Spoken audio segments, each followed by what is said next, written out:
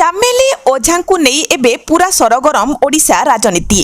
केन्द्रापड़ा जिला महाकालपड़ा ब्लॉक कार्यालय ठारे जिला सरपंच संघ सभापति चामेली ओझांकु पुलिस और प्रशासनिक अधिकारी माने गुंडा लगाई माड़ मारी थाना रे अटक रखिथिबा घटना को राज्य सरपंच संघ निंदा करबा सह एहार तदंत करी दोषी विरुद्ध रे यथाशीघ्र उचित कार्यानुष्ठान ग्रहण न करागला पर्यंत राज्यर समस्त सरपंच ग्राम पंचायतर समस्त सरकारी कार्य बंद करने को निष्पत्ति नैछंती।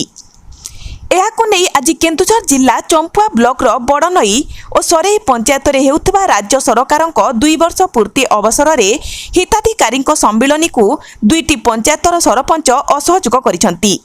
आज पंचायत कार्यालय परिसर रे आयोजित कार्यक्रम रे 2 जण जाक सरपंच आसी नथिबारु सरपंचक अनुपस्थिति रे एही कार्यक्रम आयोजित करा जायथिबा नै सूचना।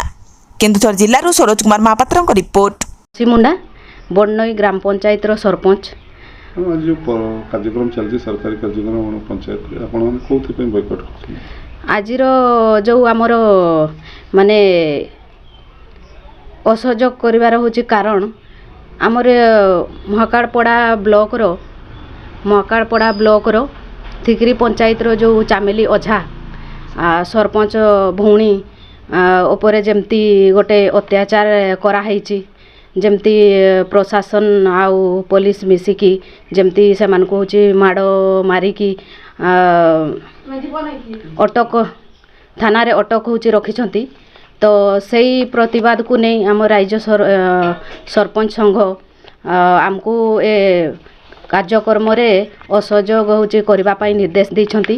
तो सेति पई आज आमे आजिरो प्रोग्राम को असहयोग होची करूछु। आगामी दिन रे आमर सरपंच संघ जहाँ निष्पत्ति नेबे से हिसाब रे काम होबो।